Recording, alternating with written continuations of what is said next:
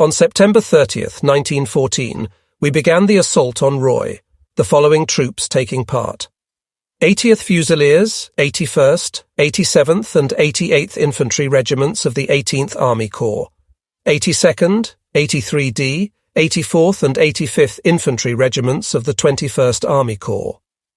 There were thus 8 infantry regiments, not to speak of the artillery, who had previously destroyed the town, especially the northern part. This bombardment did the French much harm. The orphanage, which had been turned into a hospital, was set on fire, and many of the wounded were burned alive. We left the town in pursuit of the French, but almost immediately we had to seek shelter in a sand pit on the road from Roye to Amiens. As we were coming out of Roye, 6 French soldiers who had not been able to rejoin their comrades surrendered. Major Schlegler of the 3rd Battalion immediately ordered those soldiers who were standing nearby to shoot these unfortunate men. But not one of them would execute this barbaric command, and all tried to get away. Then Schlegler, with his revolver, killed one of the French soldiers, telling his men, "If you don't obey me, I'll kill you like him." So the remaining 5 prisoners were shot down by the soldiers. Schlegler, however, couldn't boast for long of his cruelty, for hardly had the last prisoner fallen, when he himself was shot from the left. He, in his turn, fell dead. Lieutenant Abraham delivered the funeral oration. Such a death was too fine for this murderer.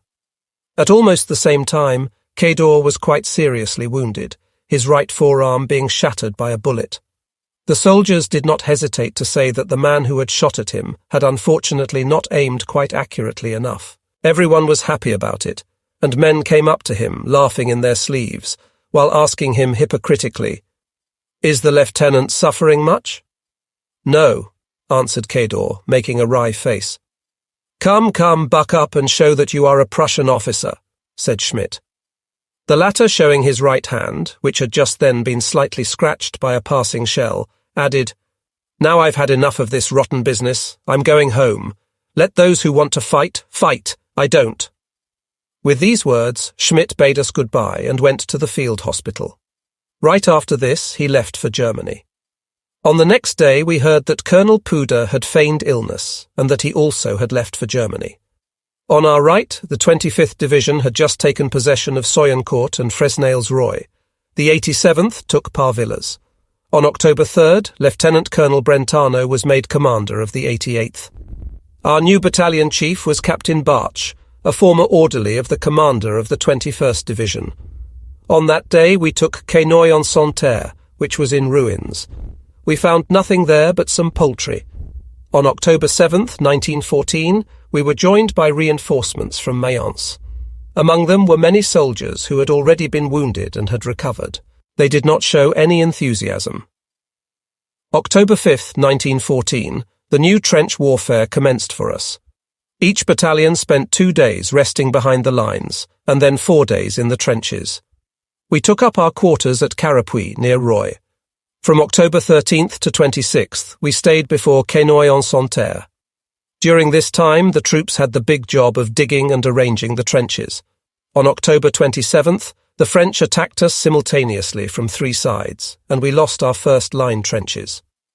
When we reported this bit of news to Lieutenant Anspach, regimental adjutant, he said, "You are a band of cowards, and you ought to be ashamed of being Germans." This Anspach, a fellow of Cador's type, was himself the greatest coward in the regiment, and during engagements spent most of his time with the kitchens. Now he was almost always in a dugout. On October 28th, the Army Corps ordered us to attack in order to regain our first-line trenches, but the French gave us a fine reception. We were completely beaten, leaving 400 prisoners, 2 guns and 4 machine guns in the hands of the enemy. We also lost all our telephone apparatus and had to retreat still further to a place about 200 metres north of Damery. We had had nothing to eat for 2 days, and in front of us lay more than 200 German corpses. Finally, on November 2nd, we were relieved and sent to rest up at Soyencourt until November 6th. Now we had to turn the trenches into veritable forts. They had to be very deep, with communicating passageways. Comfortable and safe shelters were dug, both for officers and soldiers. There were doors, beds, chairs, mattresses. In our battalion, we even had a piano. In December, electricity was installed. We were bombarded 3 times a day, but the shells did not do much damage. Every evening at 9 o'clock, the kitchens served us a hot meal, with tea, rum and other alcoholic drinks. At 4 in the morning, they brought us hot coffee. Some men thought the life was quite bearable in comparison with our past sufferings. We now spent all our rest periods in Roy itself, in spite of the bombardments, and we remained there 4 days at a time. A captain of the 80th was appointed governor of the city. He chose as mayor a baker named Lefebvre, making him responsible for anything that might come up. He had to draw up a list of all the inhabitants. All men from 16 to 44 were sent to Germany. Everyone else had to work for the Germans. From December on, all the women had to wash for the German soldiers. They earned 1 franc a day, paid by the city with vouchers, while all contributions had to be paid in silver or gold. Others had to make sandbags for the trenches. The men cleaned the streets and pulled down houses which were too badly damaged. 3, named by the mayor, acted as policemen. As a matter of fact, the soldiers scarcely benefited at all from these rest periods, because every day they had 1 hour of company drill and at least 2 hours of battalion drill. At noon there was a medical inspection and a review. At 1 o'clock, patriotic singing. These prescribed duties had to be completed whether there was a bombardment or not. Pretending that its steeple served as a target for the French artillery, the Chief of Staff ordered the Church of Roy to be pulled down. It gave our engineers great pleasure to execute this order, and soon only the foundations of the building were left. The chairs, stalls, the pulpit, confessionals and the pews were used for firewood by the soldiers. These men preferred staying in the trenches to resting behind the lines. There they were really better sheltered from shells, and furthermore did not have to drill. The headquarters of the battalions and companies were permanently established. In every evening the sergeant-majors came to the trenches to make their reports. Some men who were in with the non-commissioned officers were permanently attached to the office and walked about town, running after women or getting drunk. The kitchens and all the offices were also at Roy. Many non-commissioned as well as commissioned officers obtained mistresses, almost always by threat and violence. On December 22nd, our battalion celebrated Christmas 2 days ahead of time, because on the 24th we were to go back to the trenches, and it was easier to have a celebration in the city. The captain who commanded the battalion in the absence of Schmidt, who, since his recovery, was commanding a detachment at Ham, addressed us as follows. Dear comrades, we cannot celebrate this German holiday in the midst of our families. A world of enemies is marshalled against us in order to crush us and to seize our property, our wives, our children. Cowards that they are, they attacked us. But we've shown them that we're still the same old Germans who know how, sword in hand, to defend themselves and to protect their country. We are fighting, and we are ready to die for this holy cause. I ask you to shout with me, Long live His Majesty, Emperor William II. Hoch, hoch, hoch. Lieutenant Nolte of the 6th Uhlans thanked the captain, and then some soldiers, grouped about a piano, started the song, Stille Nacht, Heilige Nacht. 1. Just as they finished the last verse, a shell burst behind the wall in the cemetery. Some soldiers who went out came back and told us that several graves had been torn open, and that the limbs and remains of the dead were scattered all over. This incident rather dampened our enjoyment of this Stille Nacht. When the celebration was over, the soldiers went back to their companies, where they got beer and alcoholic drinks in such quantities that soon all of them were disgustingly drunk. They scattered through the streets, knocking at doors of houses where they knew that ladies were living. It is true, patrols had been ordered, as is usually done on such occasions, but the patrols themselves and their commanders were as drunk as the others, and instead of punishing them, they helped them make a racket and cause disorder. In our battalion we had a beer evening, at which all the officers were present. One knows what that is. As long as it lasts, no other drinks ought to be taken. But there were so many other drinks that soon the officers were as badly off as the soldiers. On December 24th, 1914, our new chief, Major Rogger, arrived. He was a former captain of the 65th Infantry from Cologne, whence he had been removed because he was too cruel to his men. Then he had been sent to the General Staff at Berlin, where he was made a battalion chief. After this, he became commander of the fort at Stuttgart.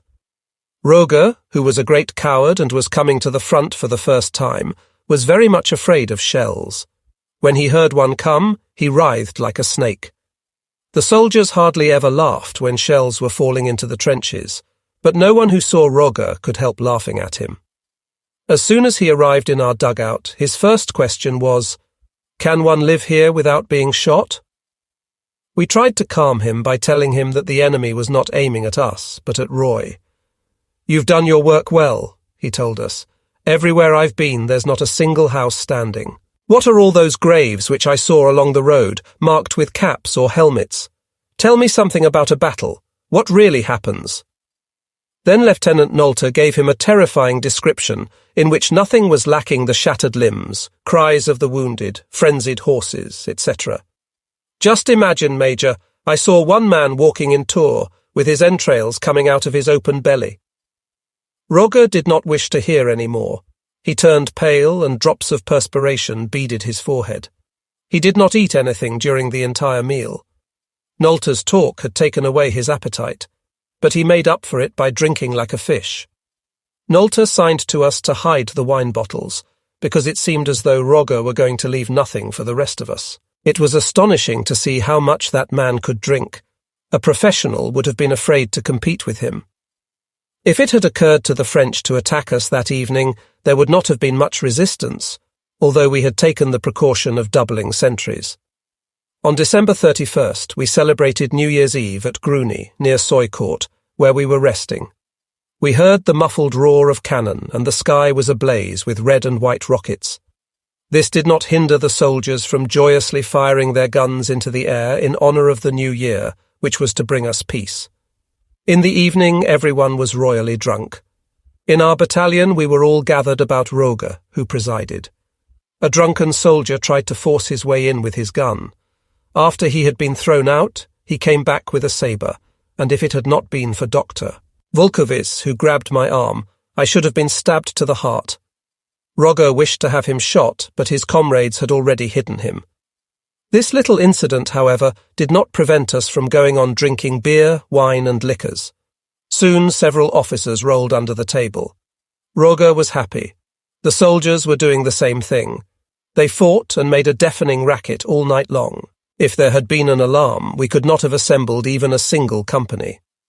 On January 2nd, a French aviator hovered over our lines for a long while.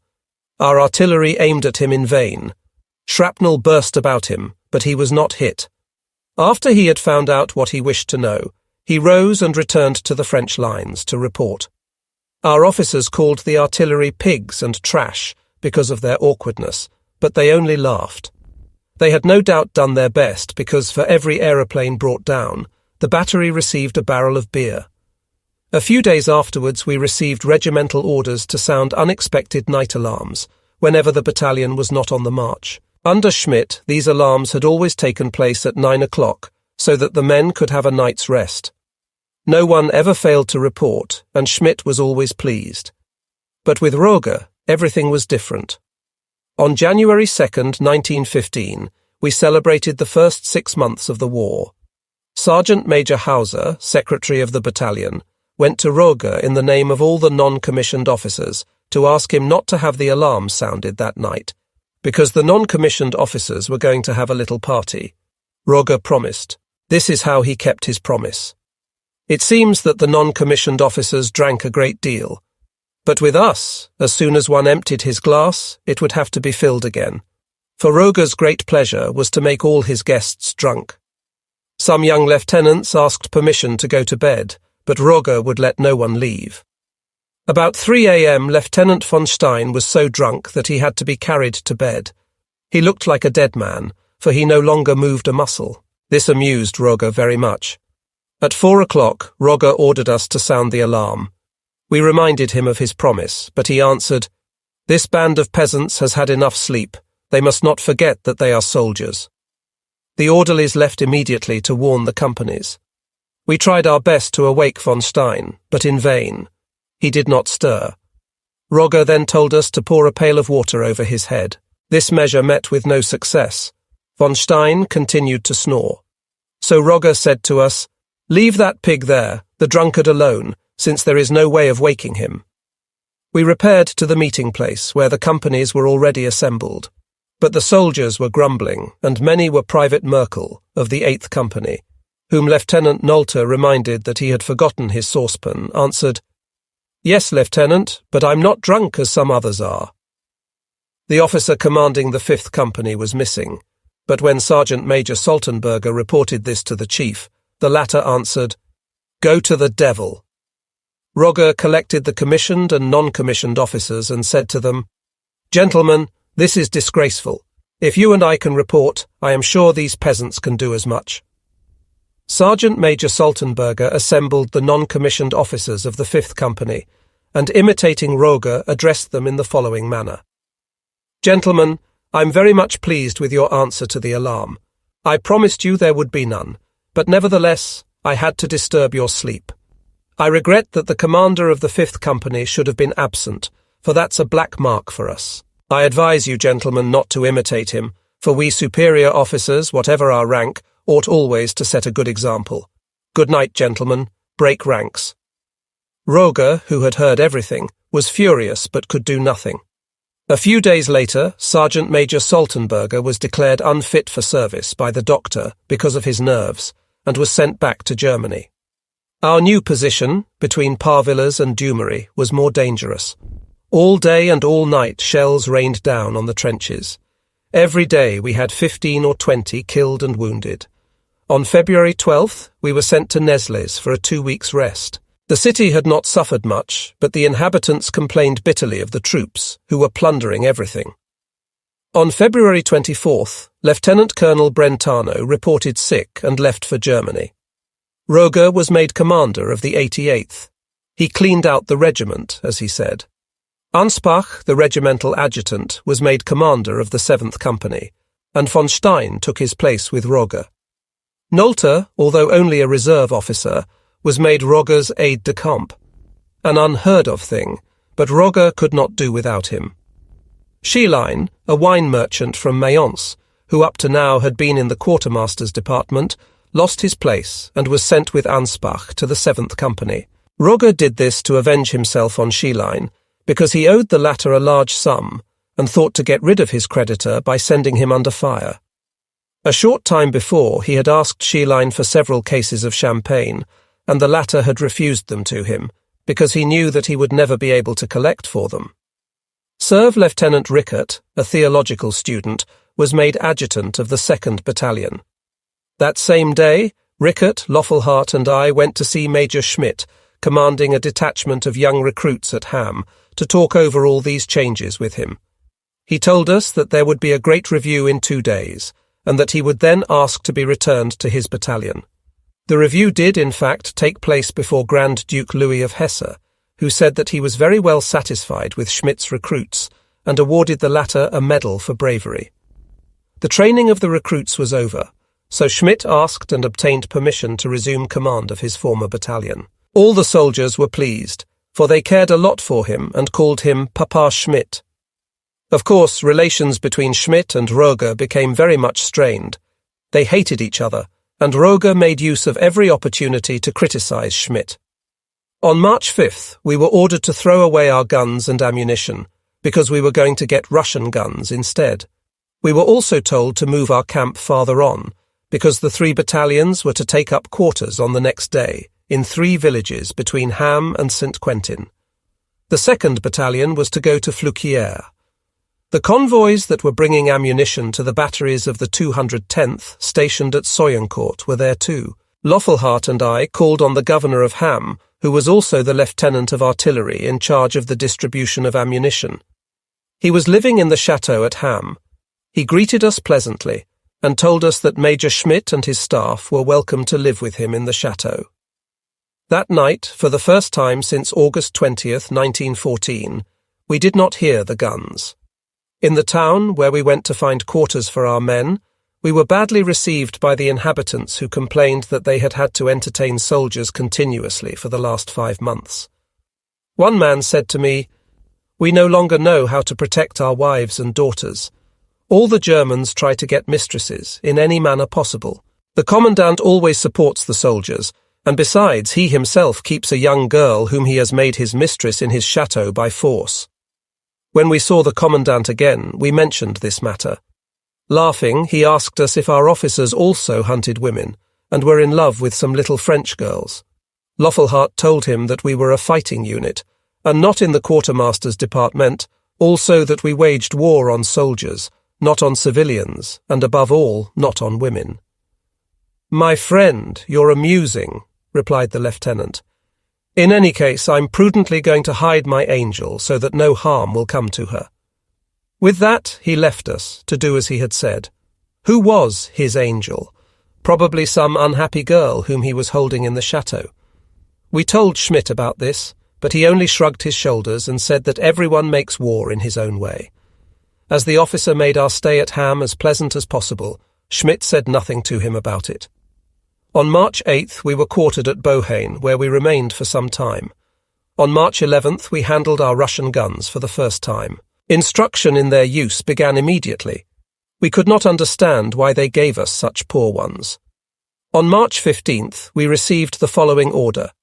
The 35th, 88th and 118th Infantry, the latter two regiments forming part of the 18th Corps, will make up the 112th Brigade of Infantry, which will be part of the 56th Division.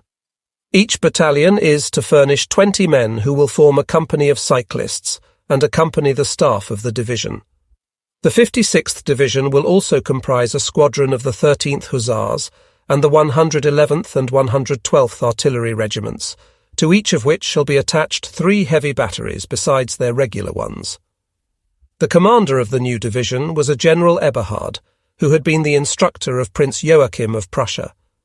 The commander of the brigade was Colonel Munter, who had commanded the 41st Brigade since December 1914.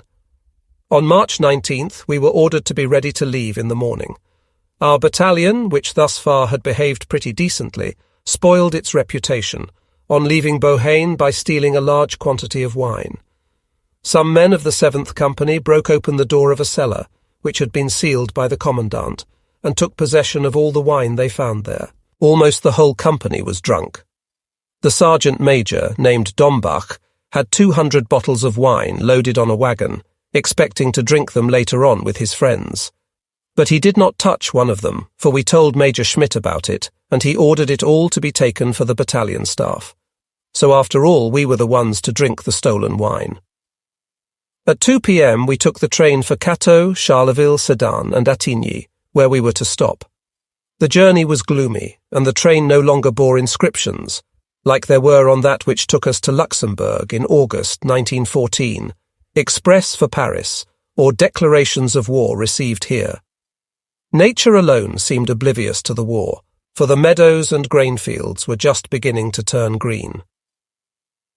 About 10 p.m. we were ordered to make ready to leave Attigny for Givry, where we were to stay until further orders. Loffelhart and I set out to seek quarters for our staff and to find stable room for 120 horses. The governor, a cavalry captain, thought fit to stick Schmidt in a dirty room, which was already occupied by a sick woman, while the rest of us, the doctor included, had to sleep with the men in the barn. Schmidt's rage may be imagined. He was all the more angry because right opposite to him, a young cavalry lieutenant was strutting about a hotel all by himself. The next day he told the governor that he wished to have the hotel vacated immediately, in order to make room for himself and his staff. The magnificent lieutenant was ordered to pack himself off before noon. The latter then started to strip the hotel and to have all the furniture carried outside, not forgetting the German stove. Knowing that it would be impossible to find even a single chair in the village, I warned Schmidt of the lieutenant's action, and he stationed a sentinel with loaded rifle in front of the hotel, with orders to shoot anyone who attempted to carry off anything whatsoever. He told me to inform the lieutenant of this order. No sooner had I delivered my message than this fellow yelled at me insolently, "And who are you, my good fellow? Get out of my way immediately, or I'll strike you in the face with my crop." It was in vain that I told him that I was only giving him Schmidt's message. He wouldn't listen to anything I said. Schmidt, told of this, sent me back with Rickert, whom he ordered to bring the lieutenant to him, by force if necessary. When he saw Rickert, the cavalry lieutenant saluted him politely and followed him without any protest. We had never seen Schmidt in such a rage. He shouted so that all the soldiers who happened to be in the street ran to hide themselves. They expected that he would strike the lieutenant with his crop, and they did not want to have to testify against him. As soon as the lieutenant appeared, Schmidt yelled at him, "How dare you, you miserable, lazy fellow, insult and threaten anyone who comes in my name? Stand still, not one step, or I'll accuse you of insubordination. Give me your name. What's your business here? How can you have the cheek to strip that house?" In exasperation, Schmidt brandished his crop. The lieutenant answered, "I have the honour to report to the major that I was having the beds, the piano, and all the furniture removed, as well as the stove and all the wines of the place, because I consider them to be my property." "Aren't you ashamed," answered Schmidt, "to lie that way? But no, you're right. We're just beginning to find out that all of you in the quartermaster's department and in the rear are nothing but a band of shameless robbers who spoil the reputation of the German army while we are having our jaws broken in the trenches.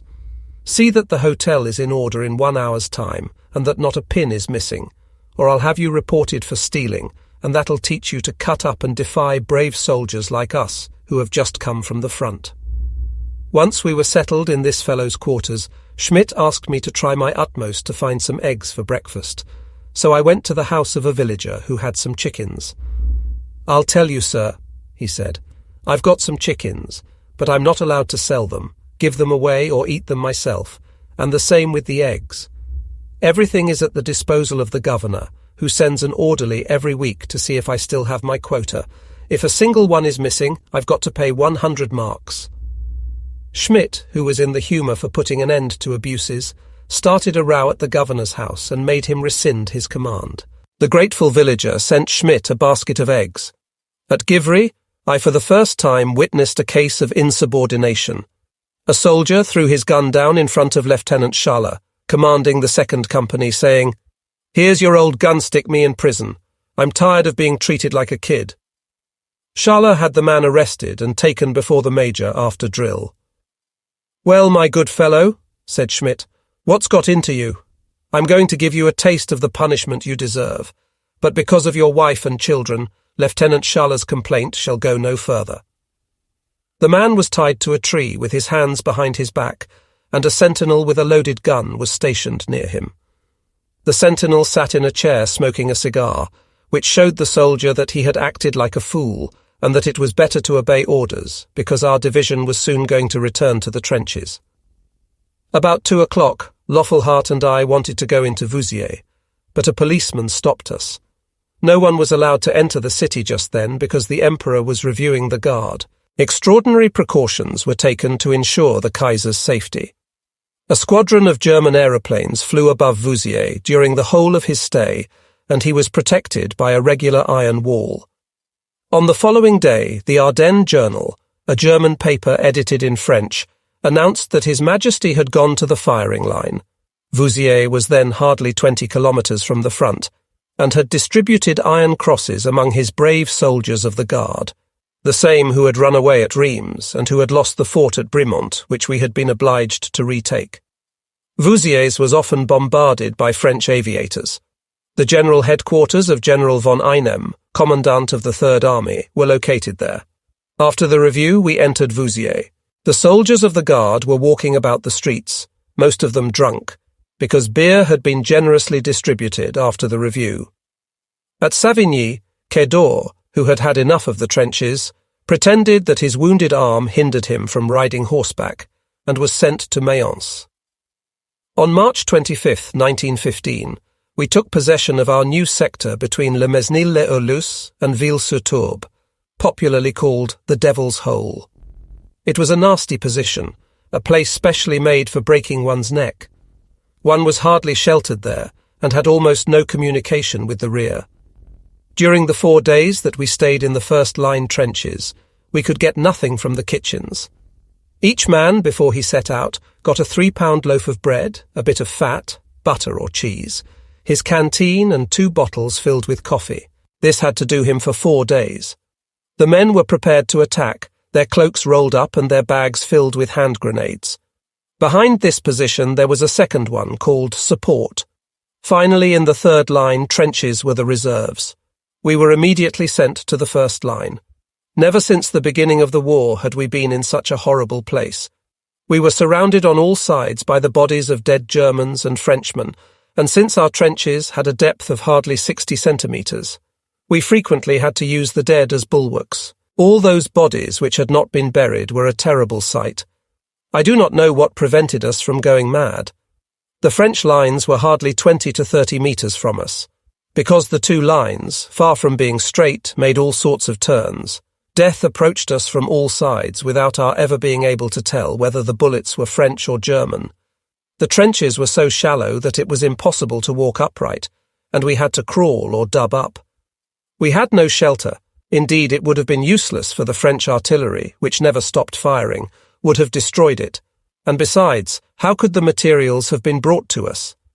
Every single man who wished to reach the trenches had to slip in between the dead. In various places, arms and legs sticking up from the ground helped to point the way. For instance, we said, "A few meters to the left you will see a hand sticking up from the ground wearing a wedding ring. The left wing of the battalion is about 20 meters in a straight line from there." In order to shoot, we had to push aside bodies right and left, and since no one ever knew where they were shooting because of the irregular line, many soldiers killed their own comrades. Most of all, we were afraid of aeroplane bombs. We heard them start off, then all of a sudden we saw faintly a sort of a bottle way up in the sky, which, slowly describing a parabola, landed in the trenches and exploded. If we could have sought a shelter as soon as we saw them coming, we might have had a chance. But where were we to go? When the bomb had burst, all the men, who had lain down flat on the ground, raised themselves in order to see the damage. It was a terrible sight. One time I remember I saw 2 men cut in tiny pieces, and a third was so terribly riddled that his body was like a skimmer. The head of one of the dead men could not be found. Since no one could be buried, the bodies were simply thrown in front or in back of the trenches. It is impossible to describe our sufferings and our anguish during those 4 days. At last, the moment of our escape from this hell arrived. But it took us more than 3 hours to get out of the trenches because we had to take great precautions. The battlefield was really continuously lit up by French and German rockets, and in order to get away we had to creep in between the bodies in single file so that we looked like a procession of ghosts. If one of our men was wounded, we had to let him die there, for it would have been impossible to carry him to the second line without risking our own lives. All of us had only one idea: to get something to eat as soon as possible, for we were literally dying of hunger, since almost all of our provisions had been eaten during the first 2 days. At last we came to a place where a machine gun was set up, and where the ground allowed us to walk upright and to advance more rapidly. Unfortunately, the French shells rained on and killed many more of our men. Finally, this bad half-hour was over, and we reached the auxiliary position. This really formed a part of the first line, for we were still only 60 or 80 metres from the French, but here there were shelters, and we were in relative safety. The aerial bombs could no longer reach us, but the shells and, above all, the shrapnel poured down on us unceasingly. The stretcher-bearers and nurses had so much to do that they could not even take time to eat. The wounded were transported to the rear, and the dead were buried in the regimental cemetery, prepared behind the shelter of Schmidt's staff. A helmet or a fragment of the shell that killed him was placed on each man's grave. One day I was present at the funeral of a non-commissioned officer of the 2nd Company, who had just been killed. Shells rained on us from all sides, while several German aviators who had just arrived on the scene attempted to attack the French. While the soldiers were singing a sort of a funeral hymn and were lowering the body into the grave, a bomb fell in our midst, killing 6 men and wounding just about as many. We left the body without continuing the ceremonies, and everyone hurried into the shelter, while a regular storm of French shells beat down on the cemetery. At the end of 8 days, if you count the time we spent in the first-line trenches, we were sent to Ripon for 4 days' rest. It would have been better to have been left where we were, for there was no shelter at Ripon, and the French artillery fire was just as bad. Nevertheless, we were able to get a shave for the first time in 12 days. When the artillery was not firing, the soldiers played cards or cleaned their new Russian guns. These often went off by themselves and caused several accidents. On account of the steady fire, we did not have to drill.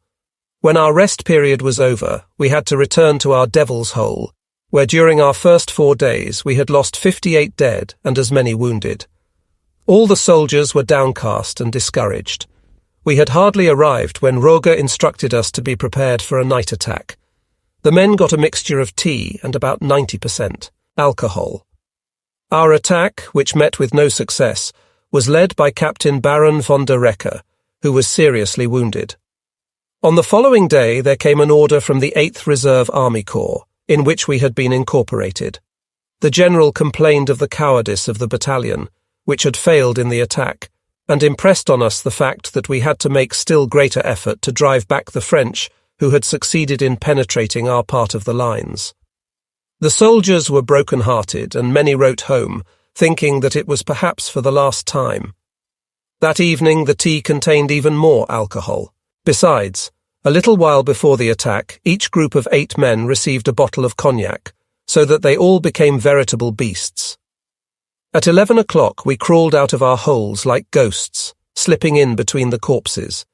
We lay on our stomachs, our knives held in our teeth, and our bags full of hand grenades, clutching our rifles, until the moment when the order was given to spring forward. Our men acted like wild beasts. Orders had been given to spare no one, and even the wounded were killed. But the French defended themselves like lions, and we had to give way. The only result was that about half of the battalion were killed or wounded or taken prisoners. We had to go back to our lines, creeping in between the dead. French and Germans shot bright rockets into the air, so that the night was turned into day. The 35th and 80th regiments on our left and the 18th on our right never stopped firing all night long, and the artillery and French machine guns made a great disturbance on their side. Schmidt said, "Isn't there a bullet for us too? When will this slaughter end?" This time we were sent to rest between Gratreuil and Ripon, in a place where the engineers had dug huge subterranean shelters, each one holding 250 men. These shelters were covered with earth and tree trunks, and were out of the way of the shells. We had hardly arrived there when an order of the 56th Division commanded Schmidt to report sick and to leave immediately for Vouziers. Roger had complained, accusing Schmidt of having, through his incompetence, caused our night attacks to fail. Schmidt was sent back, but he was looking for nothing better, and had several times refused to execute Roger's orders. Once he had even said in my presence that he had had enough of it all, and that he only wished to be sent back to his family in Wiesbaden. Eger, who at the beginning of the war had only been a lieutenant, was appointed to fill Schmidt's place as battalion chief. He immediately acted like a brute. On the first day of his command, he ordered out the band, and forced the battalion to goose-step while the shells poured down on them. As each shell whizzed by, the men trembled, but Eger pretended not to notice it. He shouted at them, saying that what they were doing was not a goose-step, but a regular funeral march. It was only too true, for all of a sudden a shell burst to the left, killing 3 men of the 8th Company.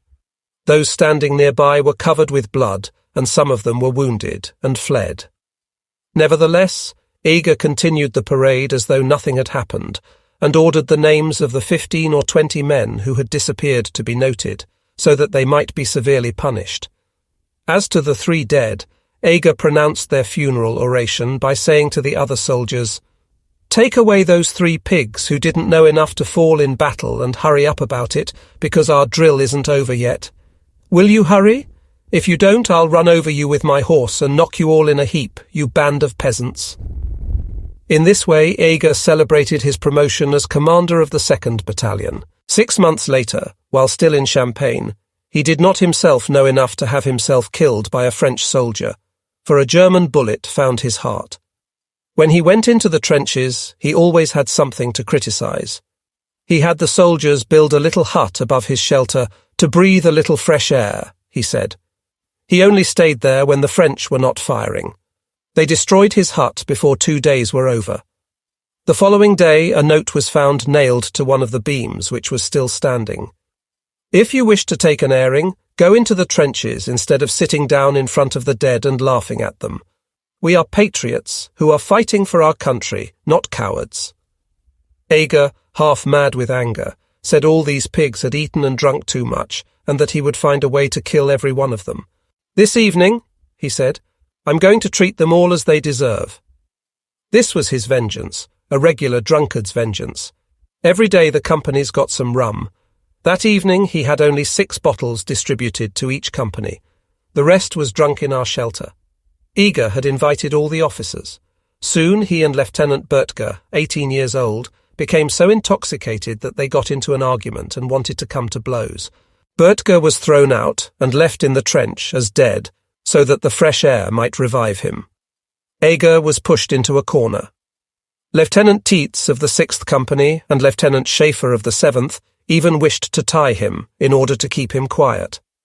The German papers are full of tales of such rows, which are always attributed to the Russians. But nevertheless, they sometimes also occurred in our army, the effect moreover of rum stolen from the soldiers. For several days a rumour had been current that we were going to be replaced, and that we would be sent to the Vosges or to Arras. No one knew just exactly what was going to happen. Finally, on May 2nd, 1915, we were relieved by the 65th Reserve Regiment. We were ordered to entrain on May 3rd for Somme. We did not know where we were going, but we were all happy in the thought of leaving this hell, where so many of us had been killed. About 6 o'clock it was announced that Lodz had just been captured by the Germans. All the assembled soldiers yelled, "Hurrah!" But a storm of French shells fell on us, and the hurrahs were replaced by the screams and groans of the wounded. There were 2 non-commissioned officers, Muller and Wolf, both of the 6th Company. One had his right arm shot off, the other both legs shattered. Both of them were expecting their commission as second lieutenants. In the evening of May 2nd, we left for Somme. On May 2nd, 1915, about 7 o'clock we reached the ruins of Somme. We had some soup and then got into the train which was waiting for us and was to leave about 2 o'clock. But first we attended to the loading of the baggage and the horses. It feels queer to travel without knowing where you're going. Some said we were going to Arras, because the men from Württemberg could not hold out any longer.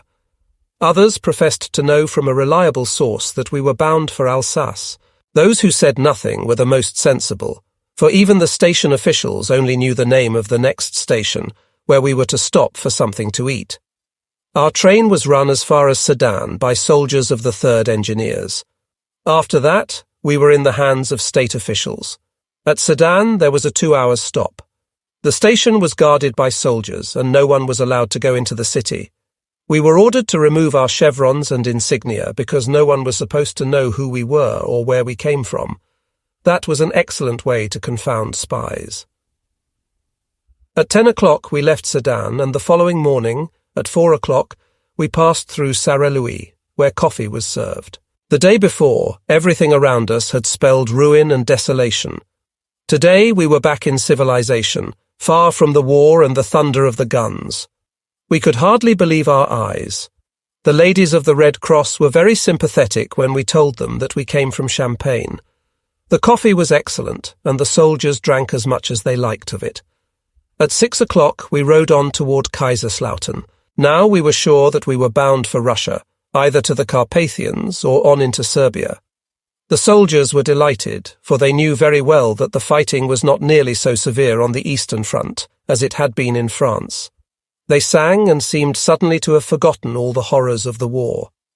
What seemed strangest to us was that we no longer heard the whizzing of shells above our heads. At 11 o'clock we arrived at Kaiserslautern, where Paymaster Herbert, Rickert and I were ordered to distribute provisions among the various companies. It all went very well and quickly, because everything had been prepared in advance. A meal had been prepared in the station restaurant for us, and you may be sure we did not leave a single crumb on our plates. After dinner we took a little walk on the station platform to limber up. Many wounded were coming in from Argonne and the Vosges, where they had suffered a great deal. A crowd had formed around one of the stretcher-bearers. I went there and a Red Cross nurse told me, "It's a wounded Frenchman who doesn't know any German." I drew nearer and spoke French to this soldier, whom I told that he had nothing to fear, because really it was only the English who were hated in Germany. The man told me that in France everyone was sure of winning the war, and of getting back Alsace and Lorraine. All the way from Kleinsteinheim to Hanau, the soldiers were joyfully anticipating passing through our own depot. They hoped to have the chance to see and kiss their parents and their wives. All along the tracks a crowd of civilians had rushed up to see the 2nd Battalion go by. I don't know how they learned of our coming. The train proceeded very slowly in the midst of the hurrahs of soldiers and civilians. At the station, wounded officers of our battalion were waiting for us. Relatives and friends had been admitted to the platform. One may imagine what heart-rending scenes took place. The meal served to the men was excellent, by far the best of the whole trip. Civilians overwhelmed us with dainties and presents. We left Hanau at 8 o'clock on May 5th. We passed through Chemnitz and Görlitz. In the latter place the stop was rather long, the station being filled with the militia so that no one could go out. 2 of our men succeeded in sneaking through the guard. They were stopped by the militia and taken to the station by 6 men with fixed bayonets. Eger asked them, "Why did you go out?" "We wanted to do some shopping," they answered, "and you had yourselves arrested by these civilians." This was Eger's term for all non-combatant troops. "Aren't you ashamed to be in my battalion and to get yourself locked up by those donkeys who haven't been to war at all?" Eger sent away the 2 soldiers without punishing them, because he hated all stay-at-home troops. The food prepared for the soldiers was not fit to eat. The men complained and said that they would raid the station kitchen if they weren't allowed to eat in the city. The officers tasted the soup and told the station master that it was scandalous and wicked to treat soldiers just back from the front in this way. In spite of that, no one was allowed to go out, because we were to leave at 10 o'clock. At Königsschutter we had our last meal on German soil and entered Austria. We passed through Lanzerschutter, Kalowitz and Magsolwitz. We were in Galicia. At Wadowicz we were served by the Austrian Red Cross ladies, who were even more amiable than the Germans. They told us to lick the Russians good and plenty, so that the war would soon be over. We met a train stuffed full with Russian prisoners. In some coaches the sick and wounded were lying all in a heap on a bit of straw. No one bothered about them. On May 7th we were at Neusandeck, and on the 8th we got off at Bieszcz. From Neusandeck to Bieza the train proceeded very cautiously, because the Russians had torn up some of the tracks during their retreat. In the depot at Bieza we saw huge piles of ammunition, machine guns, and a considerable amount of other material, which the Russians had abandoned in their retreat. Then we understood why we had been given Russian guns. Bieszcz was in ruins.